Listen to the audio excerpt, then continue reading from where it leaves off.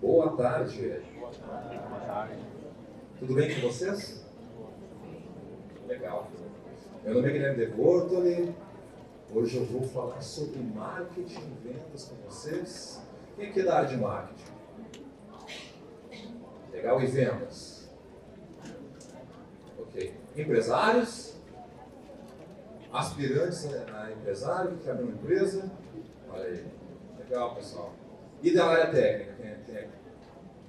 Bacana. Muito bem-vindos. Muito bem-vindos. Eu sou CEO de uma empresa chamada Orgânica Digital. Nós ajudamos as empresas a continuarem crescendo através do marketing, vendas e retenção. Hoje eu vou falar um pouquinho mais sobre marketing com vocês, com, obviamente, foco em vendas. Eu trouxe boas notícias para vocês, principalmente, e quem está interessado em vender mais, são alguns dados a respeito do nosso mercado. Depois de alguns anos com taxas de crescimento diminuindo ao ano, o comércio eletrônico começou a dar uma reagida.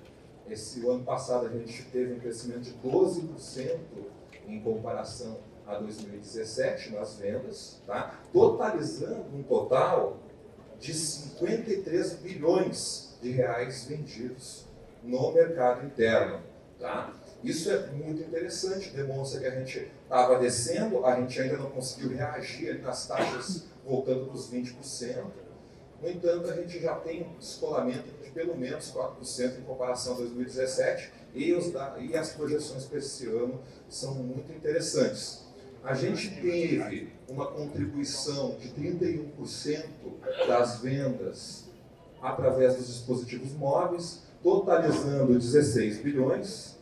Isso, obviamente, contribui com o aumento desse resultado em comparação aos anos anteriores. Todos vocês, com certeza, possuem pelo menos um no bolso, alguns dois, alguns três, né? Mas a família de vocês, provavelmente, a maior parte já tem um smartphone. Outro dado interessante que vem ajudando a gente a reagir em negócios no Brasil é a penetração da internet no nosso território. Então, a gente teve um crescimento de 6%, alcançando em torno de 74% da população, que representa em torno de 155 milhões de pessoas. 155 milhões de potenciais clientes para as empresas de vocês, através da internet. Tá? Apesar disso, a gente tem apenas 60 milhões de compradores no Brasil.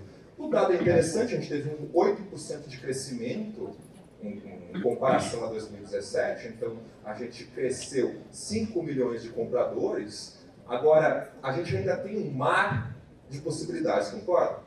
A gente tem 150 milhões de pessoas conectadas e apenas 60 milhões de pessoas comprando. Então a gente tem muito dinheiro na mesa para trabalhar. E as empresas podem crescer muito olhando para essa informação. O Brasil, como vocês sabem, tem 210 milhões de pessoas, mais ou menos. 43% disso são pessoas jovens e economicamente ativas, de 25 a 54 anos. Essas pessoas estão comprando online. Ou a maioria delas estão comprando online. Então, assim, sem olhar para quem tem 15 a 24, que representa apenas 16%, a gente tem muita gente comprando, está ativamente comprando. E ainda a gente tem 55 a 64, 65 para cima para explorar. Então, esses 43% representam em torno de 90 milhões de pessoas. Ok? Então, 90 milhões de pessoas que estão naquela faixa etária, por isso que a gente tem 60 milhões de consumidores apenas.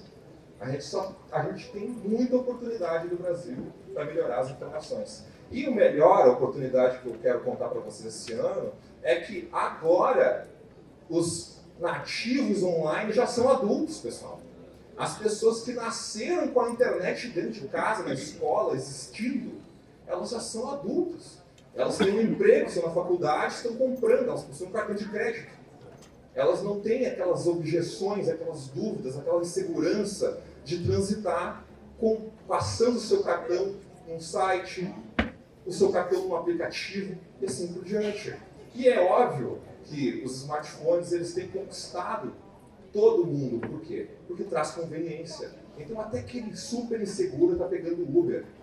Ele quer, porque ajuda a vida dele. e ele começa a se acostumar, ele começa a ficar confiante, e ele começa a passar o cartão de crédito. O problema, esse é o grande problema no Brasil, é que nós somos muito lentos. A gente perde dinheiro, a gente tem um mar de dinheiro disponível e a gente não busca esse dinheiro. Olha só, o Brasil cresceu 12%, como eu falei para vocês na primeira lâmina. Os Estados Unidos cresceu 14%. A China, 24%. Daí vocês vão dizer assim, tá, Guilherme, mas 12 e 14, a margem de erro de 2% para cima e para baixo, dá na mesma. Né? Ok, mas o que tem que entender é quanto já vende, quanto já fatura. Olha os Estados Unidos aqui, 700 bilhões é a projeção para esse ano em vendas, e nós nem 10%, 61 bilhões de reais. Ok? A gente está atrás, tomando uma surra do ponto de vista de vendas online. 48% dos consumidores brasileiros que compram online compram produtos que vêm do exterior. O que significa isso? Que 35% vem da Ásia, do AliExpress, do Alibaba, do Gearbest, do Wish e assim por diante. Às vezes vocês nem sabem que vocês estão comprando deles, vocês estão comprando num site totalmente em português de um brasileiro que está mandando vir de lá, que a gente chama de dropshipping. 21% vem da América do Norte, eBay, Amazon, Walmart e outros gigantes de e-commerce. A China é um caso à parte, né? A China é um mundo dentro do mundo. Eles estão crescendo um absurdo, eles estão dominando tudo, porque eles têm velocidade, que a gente é lenta. E a Europa está levando em torno de 9%. O que isso aqui diz? Isso aqui diz que daqueles 60 milhões de pessoas, de brasileiros que estão comprando online, 48% dessas pessoas, perto de 30 milhões de pessoas, está gastando fora do Brasil. Por quê? Porque busca conveniência, busca opções, busca preço, busca produto, busca aquilo que a gente não consegue fornecer para esse consumidor. A gente está deixando dinheiro na mesa. A gente tem como se equiparar tecnologicamente, mas eles estão sempre na frente. E a gente acaba perdendo dinheiro. De um lado, então, a gente tem o consumidor brasileiro, o consumo brasileiro crescendo taxas acima de 10% online, e no outro lado, as empresas brasileiras com um percentual de crescimento ínfimo, muito pequeno, uma crise que vem se arrastando desde 2013, empresas fechando, indo de mal a pior. A gente fez uma pesquisa preocupada com isso em março desse ano, lá na Orgânica. Aí nós entrevistamos 1.700 empresas e essas empresas responderam assustadoramente que 47% delas não definem metas do seu marketing. Apenas 11% delas nunca batem as suas metas de venda. E 51% batem as suas metas de venda só às vezes. Ou seja, 62% das empresas entrevistadas têm dificuldade de vender todos os meses. 47% dela não tem o básico, que é montar uma meta para o seu marketing. Faz por fazer. Não sabe o que está fazendo, o que está buscando. Não está definindo para onde é a meta norte, aonde é o norte para começar. E buscando esses resultados. Isso apavora a nós. Né? E explica por que quase um percentual muito alto de empresas, segundo o Sebrae, fecha antes dos seus 5º anos de vida. Porque as empresas elas não estão estruturadas, elas não estão definindo metas, não estão batendo metas, e afinal de contas, sem cliente não há dinheiro que sustente projeto nenhum.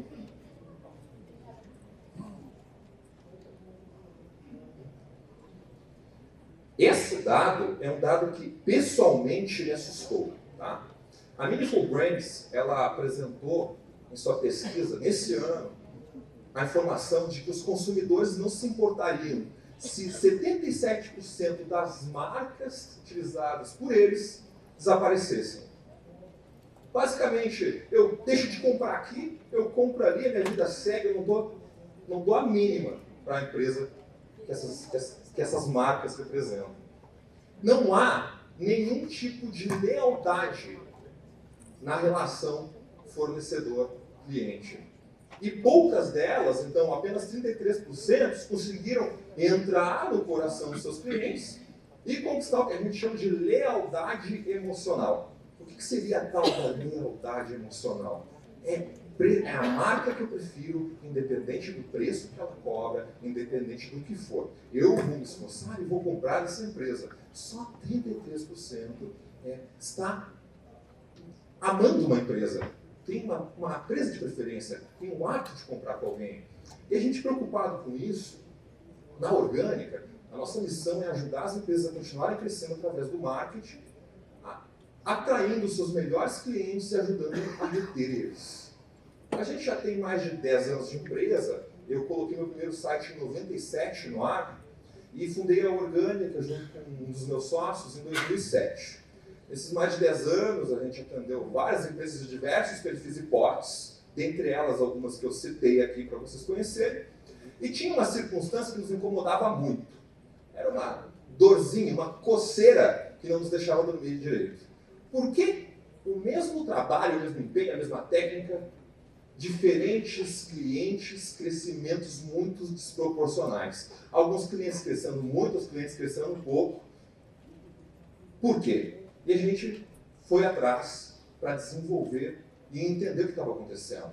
E aí, para que vocês entendam, essa foto é uma analogia a um mercado qualquer. Então, cada prédio desses é uma empresa.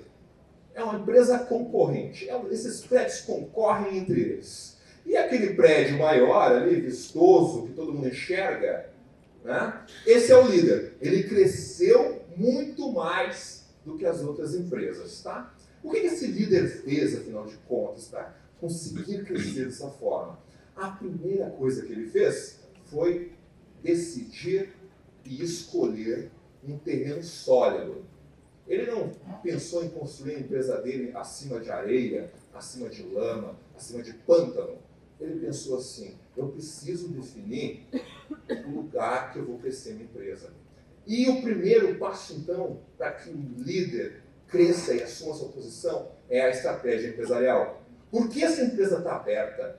Que propósito ela tem? Que causa ela defende? Qual é a dor que ela busca resolver no mercado? Depois de definir essa base sólida para que ela possa crescer, ela constrói um alicerce firme que vai sustentar diversos andares. É claro que agora vai ser um andar, depois vai ser 2, depois vai ser 3. Mas você sabe, quem é engenheiro civil aqui? Ó, temos alguns engenheiros aqui. Se eu fazer um primeiro andar de madeira, a gente não pode crescer, certo? A gente vai ter que fazer uma estrutura mais forte, para que a gente possa depois botar um andar acima do outro, um acima do outro e acima do outro. E essa estrutura, acima do terreno, é o que a gente conhece como marketing estratégico. Já que eu defini no planejamento estratégico qual era a dor que eu queria resolver, quem é que tem essa dor? Que produto eu vou levar a essa pessoa? Que preço ela está suscetível a pagar? Onde ela está? Os 4 P's do marketing básico, que muita gente se encanta por canais digitais e esquece o básico. Vai direto para o Facebook, vai direto para os stories e não sabe nem com quem está falando, que problema que elas têm, que produto que eu vou oferecer para essas pessoas e assim por diante.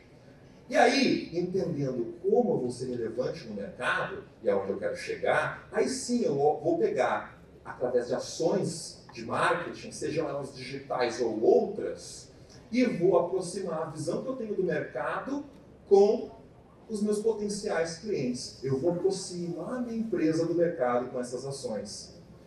E essas ações vão ser responsáveis por gerar oportunidades para um time de vendas, que, se souber fazer o trabalho direitinho, vai trazer clientes para dentro de casa com uma promessa.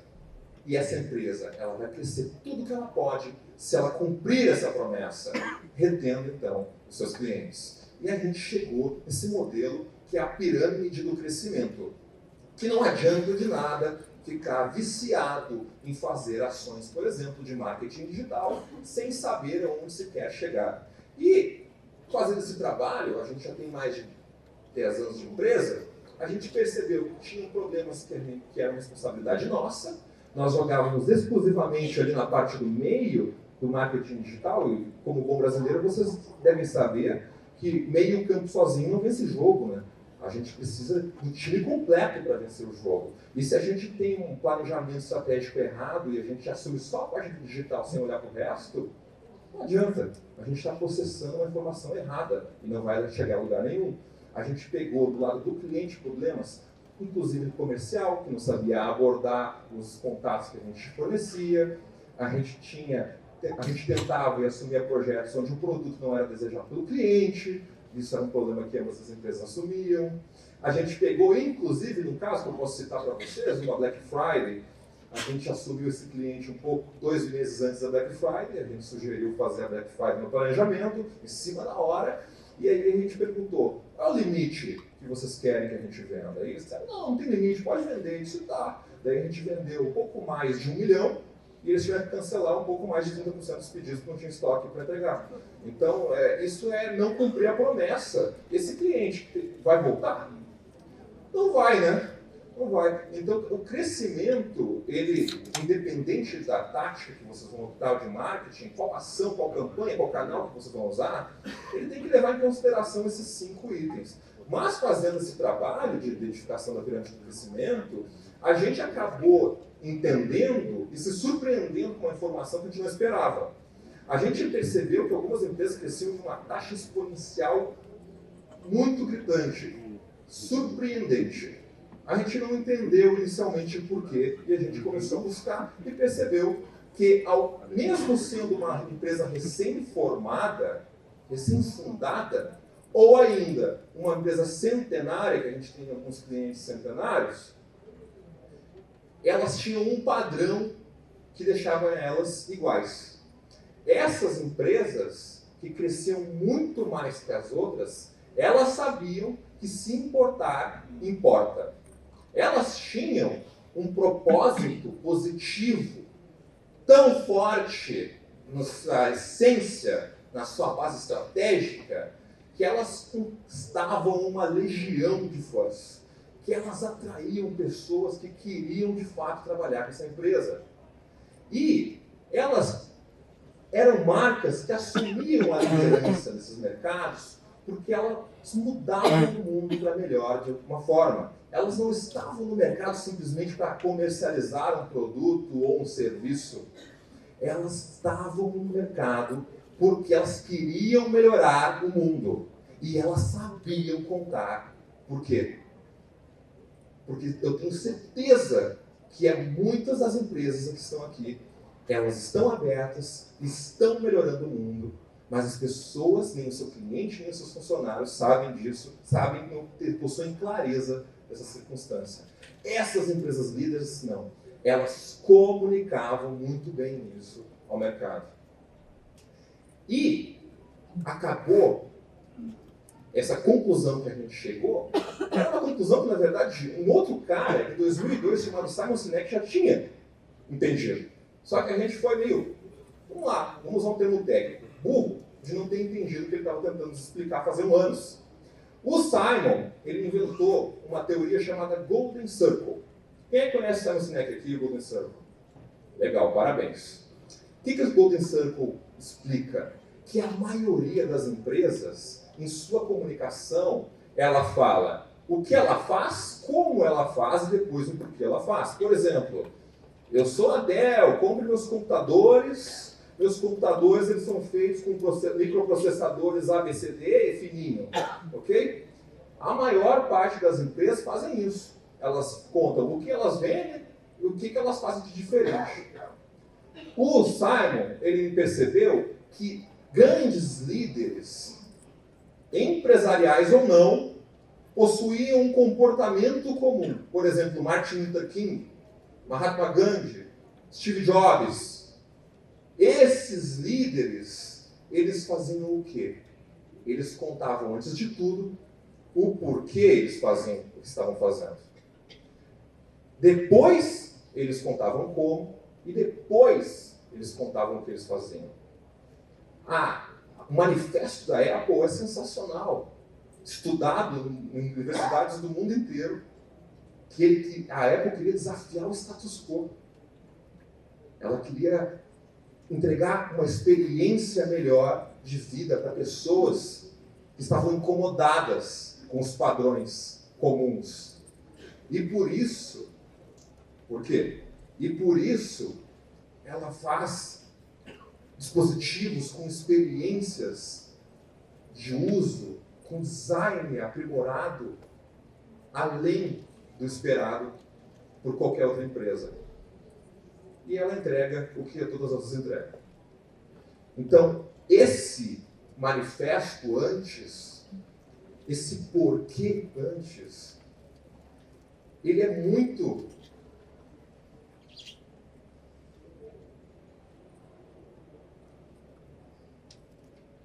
Hoje em dia, por favor. Muito bem. Obrigado. Muito se fala nas empresas sobre cultura organizacional para atrair os melhores talentos. Se entende muito bem disso, que se atrair pessoas com os valores corretos farão com que o seu crescimento não perca a essência, que naquele crescimento as pessoas não perdem a essência, garantindo o controle sobre a qualidade, sobre as crenças e princípios que a empresa tinha. O que não se fala muito por aí é que os mesmos valores que atraem as melhores pessoas para trabalhar dentro da empresa são os valores que vão atrair também os seus melhores clientes. Eles vão atrair pessoas que vão valorizar a existência da sua empresa. Não são aquelas pessoas que não são leais, que não estão nem aí se a sua empresa fechar. São pessoas que compreendem a importância da existência da sua solução, do seu produto, do seu serviço. E que se você fechar, elas vão se importar, elas não vão gostar. Por quê? Porque elas possuem os mesmos valores que vocês, elas gostam de ser atendidas por vocês, elas gostam da forma como vocês fazem o que fazem, por que você fazem o que fazem. E esse é o elo, o porquê é o elo que é uma comunidade. As empresas estão esquecendo de construir essas comunidades ou de avaliar a qual comunidade ela deveria pertencer. Essas pessoas da sua comunidade que possuem os mesmos valores e que estão felizes porque a sua empresa existe, são as pessoas que não darão bola para o seu preço, que considerarão o seu preço um fator secundário na hora de comprar de você de novo, de novo e de novo. O Google traz uma informação aqui que corrobora com o que eu estou dizendo, uma pesquisa recém-lançada, que o fator principal na hora de escolher onde comprar não é o produto, mas quem está vendendo. Olha só essa informação aqui, ó. A marca ser conhecida é chave. Em quais lojas se considera comprar? Essa é a pergunta, ok? Loja conhecida, 39,9%. Loja que já comprei, 38,7%. Loja que pesquisei na internet, 19%. Loja que alguém indicou, 16%. E loja desconhecida, mas com um produto que busca 8%. Olha só, lembra que no início da palestra eu falei que a Meaningful Brands, ela disse que só 33% dos clientes são reais? Muito bem, o Google disse que é 38%, ó, loja que já comprei. Ok, margem de erro, pesquisa para pesquisa, mas a gente está muito próximo de entender que essas duas pesquisas, elas estão falando a verdade para nós. O primeiro lugar é aqui, ó, loja conhecida. O que é uma loja conhecida? É uma loja que eu já comprei? Não necessariamente. É uma loja que eu sei que existe, que é sólida, que eu confio, que eu posso botar meu cartão de crédito, que eu posso confiar que vai chegar o produto na minha casa, que eu não tenho suspeita que seja uma fraude. Então, beleza. Talvez vocês não tenham comprado na Americanas, mas vocês desconfiam da Americanas? Dificilmente desconfiam de uma empresa com uma marca forte como essa. Olhem só, o cliente, ele avalia, em primeiro lugar, obviamente, preço, porque ninguém é bobo, né? Ninguém quer pagar além do que precisa ser pago. Depois, ele entende qual é a confiança que essa marca tem, a experiência que ela vai oferecer na compra e quais são os benefícios além do preço e desconto. 30%, então, vai olhar para o preço, 16% se a loja é conhecida. E depois conveniência, conveniência, conveniência, conveniência. O que eu quero dizer para vocês? O que talvez vocês não estejam fazendo para que o seu marketing funcione, seja ele digital ou não. Vocês não estão ajudando o seu cliente a querer vocês. Quando o cliente não conhece ou é indiferente à sua marca, o seu esforço para apertar a mão dele é muito maior do que o dele. Ele vai ficar paradinho ali porque ele não deseja você. Você vai ter que se esforçar, você vai ter que estender muito mais a mão. A minha dica aqui, então, é que vocês invistam um percentual da verba de marketing de vocês para tornar a imagem de vocês conhecida, a marca de vocês bem posicionada no mercado como uma empresa a ser considerada na hora de comprar. Quem é visto é lembrado. Quem é visto é confiável. Se eu nunca vi a sua empresa antes, por que eu vou confiar?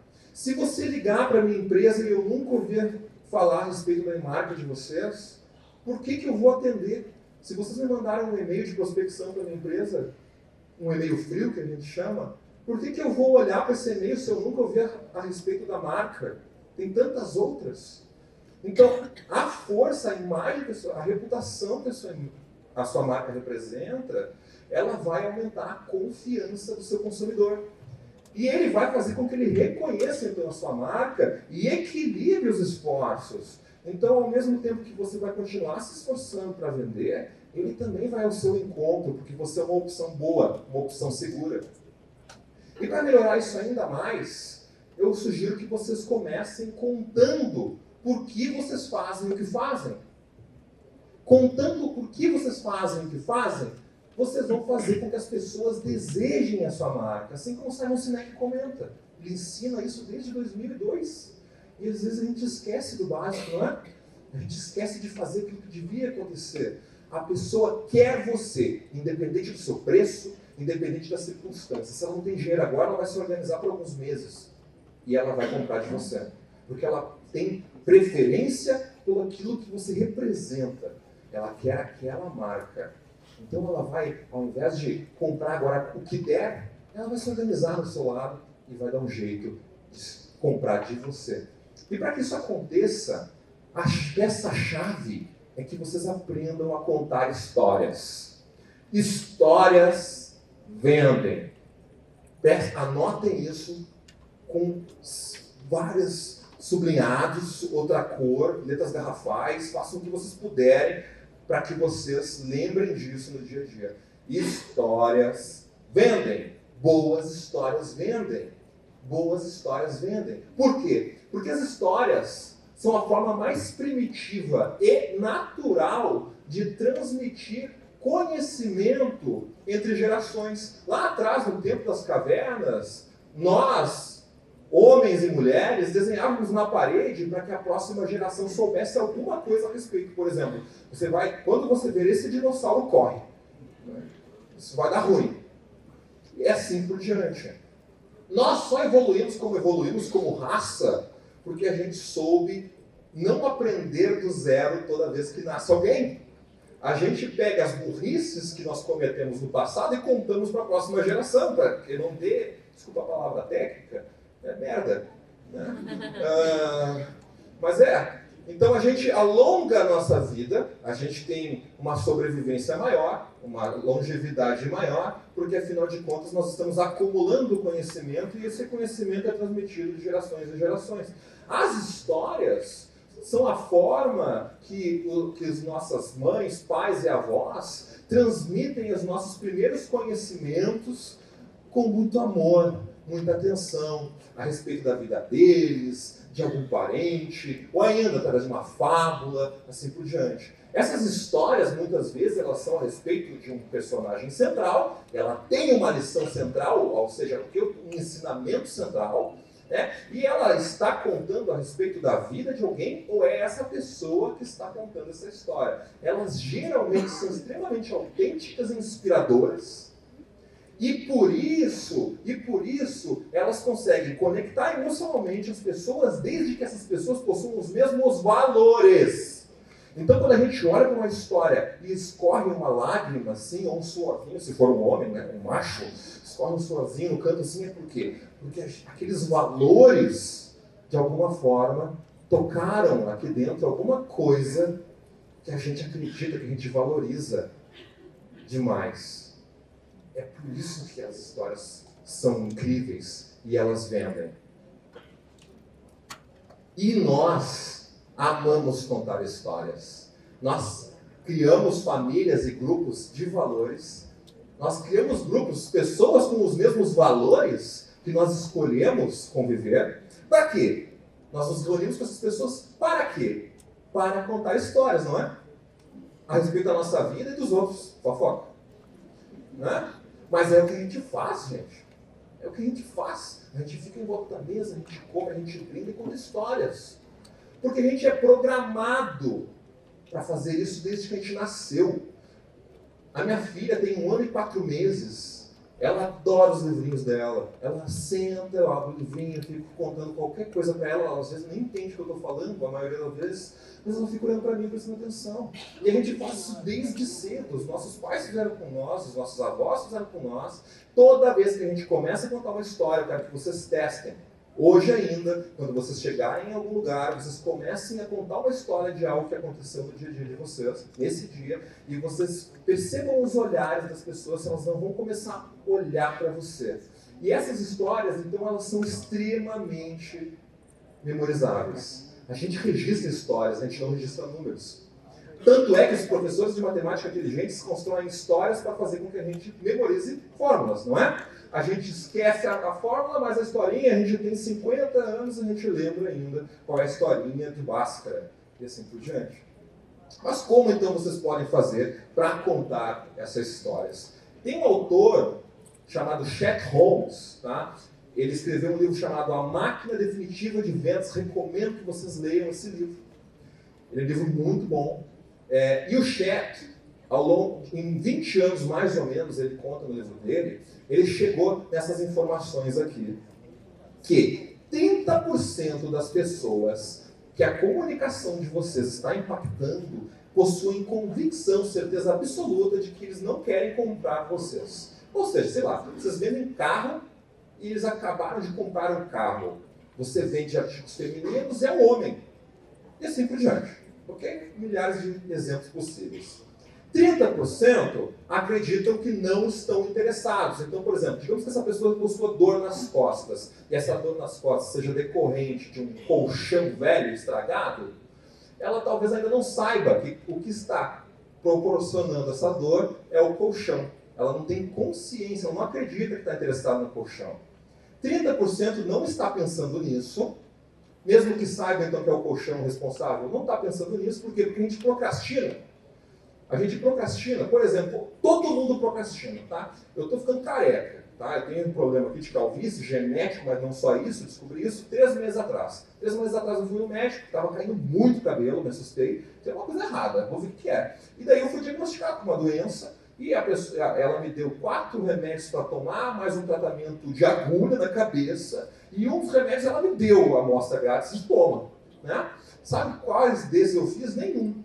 Não fiz as agulhadas, não tomei nenhum de graça. Nenhum. Porque a gente procrastina por motivos diversos.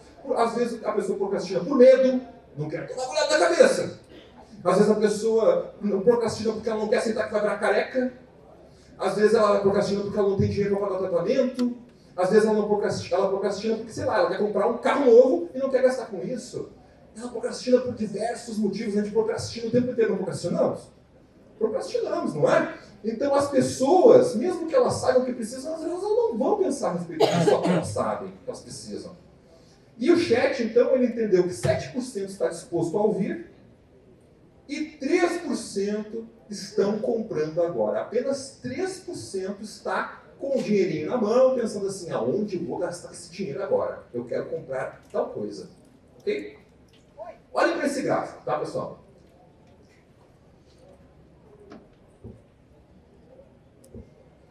Alta competição aqui em cima, porque o dinheiro está chegando, concordam? Olha aqui, ó, o pessoal está com o dinheiro na mão, cartão de crédito na mão, ele quer comprar. Então aqui, ó, O resultado vem logo, é imediato, só que obviamente todo mundo quer esse cliente. É óbvio. Aqui embaixo, onde eu tenho muito mais gente que não está a fim de comprar agora, às vezes nem sabe que precisa de você, a maioria, 30% não sabe que precisa de você, a maior parte das empresas não está olhando para eles, porque eles não estão com dinheiro na mão. O resultado, então, obviamente, vem um pouquinho ali na frente, mas é muito mais barato para conversar com essas pessoas, porque não tem competição. Tá? Então a gente elimina esse pessoal de baixo aqui, porque afinal de contas não tem por que gastar dinheiro à toa, né? Ninguém é bobo. Mas daí, se a gente monta uma estratégia usando esse povo de cima aqui, abordando comercialmente eles, a gente tem 10% de potencial da empresa.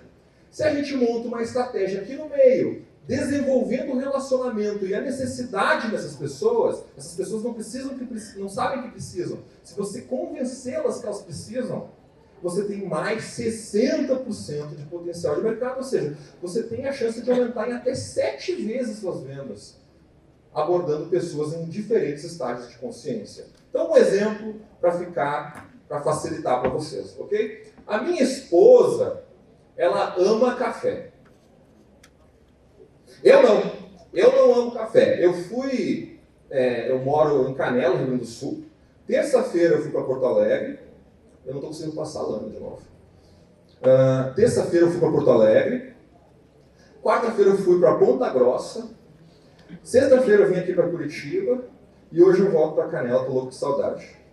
Todo esse tempo eu tomei 2 cafés apenas. Eu tomei água, eu tomei vinho, eu tomei suco de laranja, tomei bastante suco de laranja, tomei refrigerante. Não incentivo vocês a tomarem refrigerante, faz um mal tremendo, mas tomei. Tá? Então, assim, eu gosto de café. No escritório eu tenho uma cafeteira a 3 metros de mim. Quando eu estou no escritório, eu tomo um monte de café. Está ali prontinho. Mas não tenho amor ao café. No entanto, a minha esposa tem.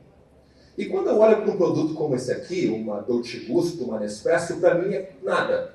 Eu não tenho desejo nenhum, eu não curto esses produtos. Para mim não representa desejo, não representa nada, valor nenhum. Para mim é R$1.000. Eu olho para R$1.000 e penso o que eu posso fazer com R$1.000. Né? E mais os outros R$1.000 que eu vou ter que comprar em café depois. Então eu tenho tanta coisa que eu posso fazer, eu posso assinar o Wine, posso fazer tanta coisa com esses R$1.000, então para mim isso não é nada, ok? Então isso não é nada para mim, mas se eles fizerem o trabalho direitinho, eles vão pensar o seguinte: tem gente que ama isso, tem gente que adora café, por exemplo, a minha esposa, e essas pessoas muitas vezes elas se relacionam, né? Tem um marido, uma esposa, e assim por diante, uma namorada, um pai, uma mãe. Então, olha só, eu acreditava que eu não estava interessado nesse produto. E isso é verdade, tá? Eu acreditava que eu não estava interessado. O meu estágio de consciência é, não sabe que precisa comprar uma cafeteira gourmet. O que eu faria como sugestão de pauta nessa história aí? 5 cafeterias inesquecíveis para levar a sua amada. A minha amada? Qual é uma delas dentro dessas 5? A minha casa.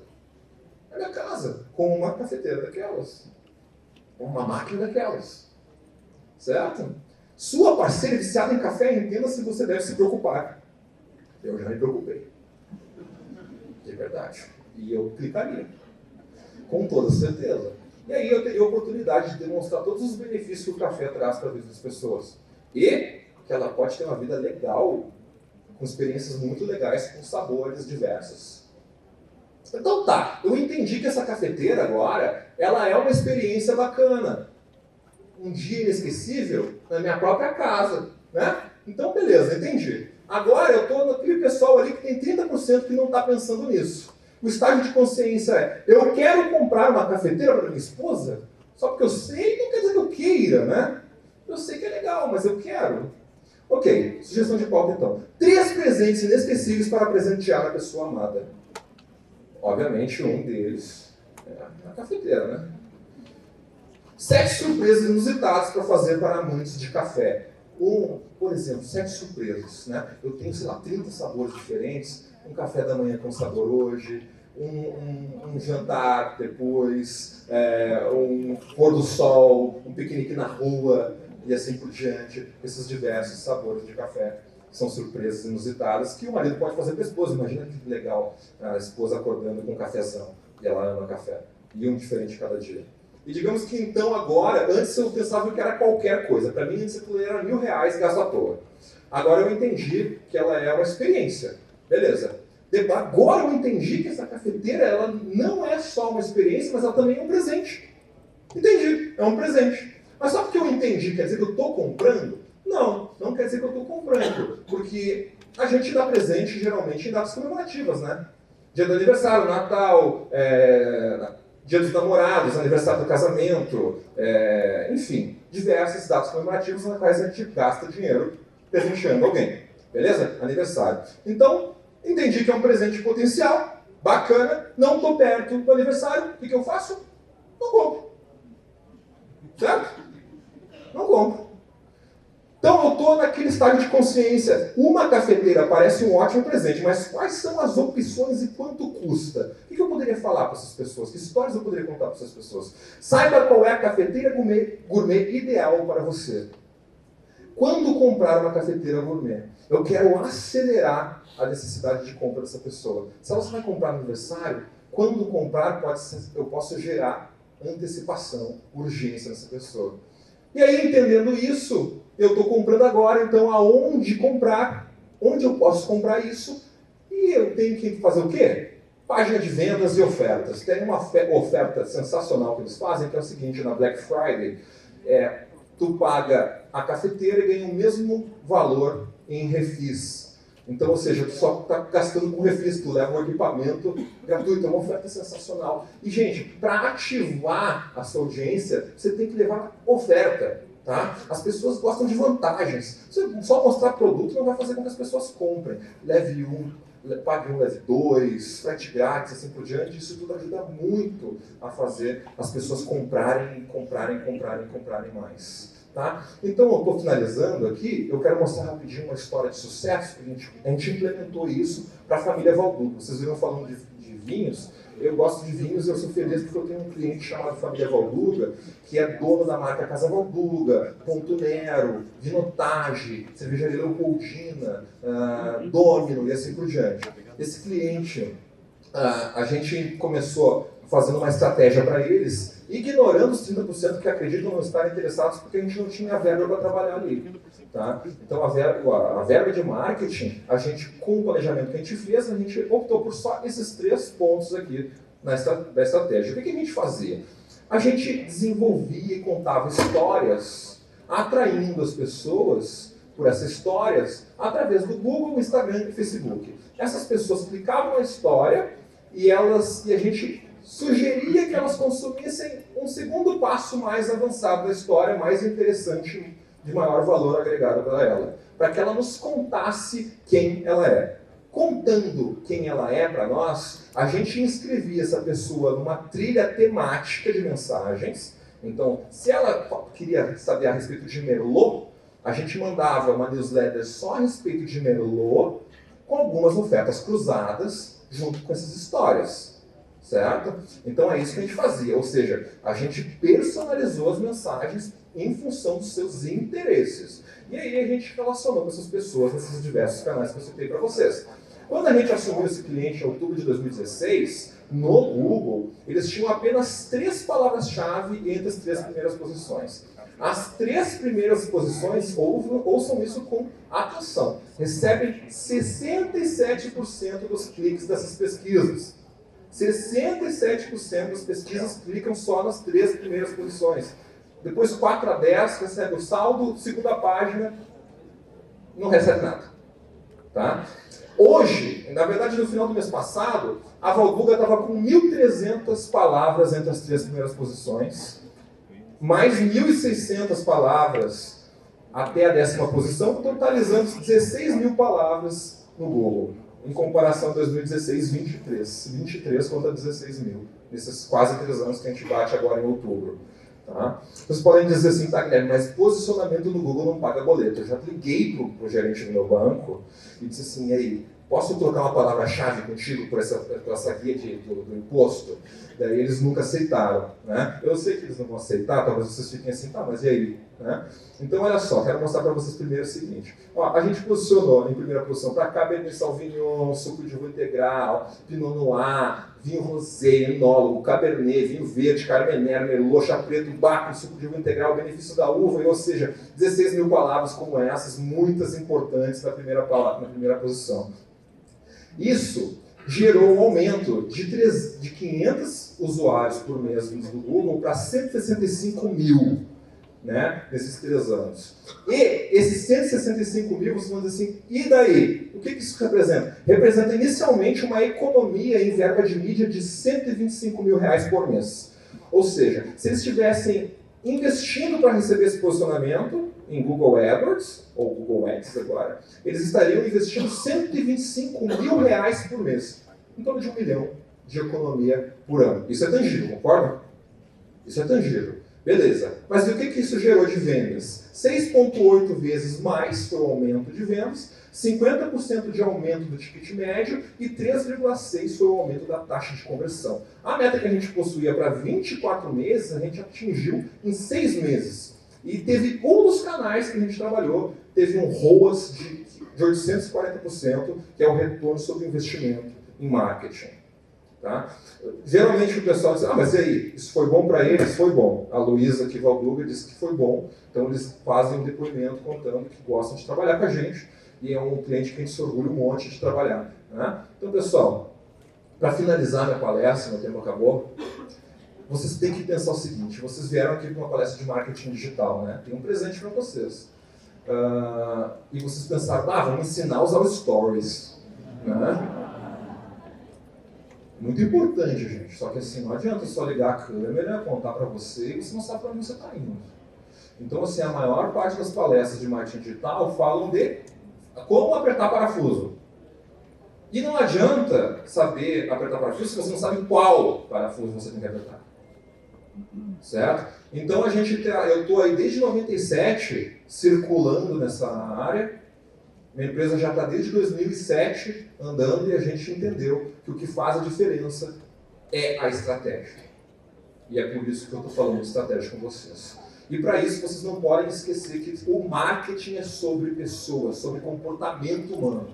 Então o cliente não pode sair da cabeça de vocês. Quem é essa pessoa? O que ela precisa? Como eu posso ajudar essa pessoa? É isso que tem que estar gravado no cérebro de vocês. Tem que estar tatuado no antebraço. Vocês têm que lembrar disso o tempo inteiro. E, por favor, nunca enganem o seu cliente. Não contem histórias mentirosas que fantasiam resultados. Inclusive, lembrem, quando é muito bom para ser verdade, o santo desconfia. Então, a gente não tem que falar das nossas dificuldades, das nossas fraquezas também nas nossas histórias. Porque isso humaniza a comunicação. As pessoas sabem que não existe pintura perfeita.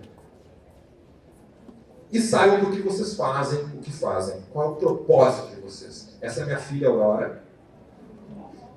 Eu estou há vários dias fora de casa viajando. E dá uma saudade tremenda.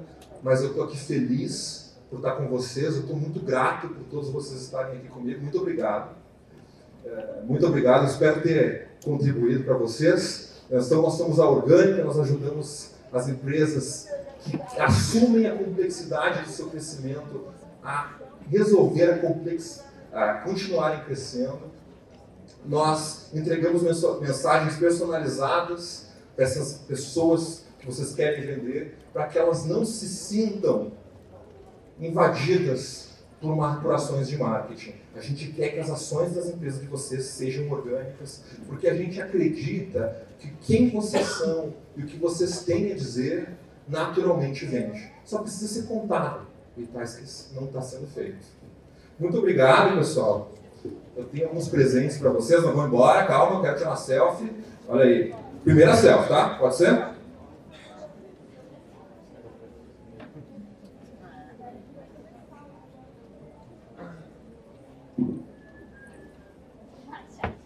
Vamos lá, com cara de felizes, né? Pelo menos para a história ficar bonita.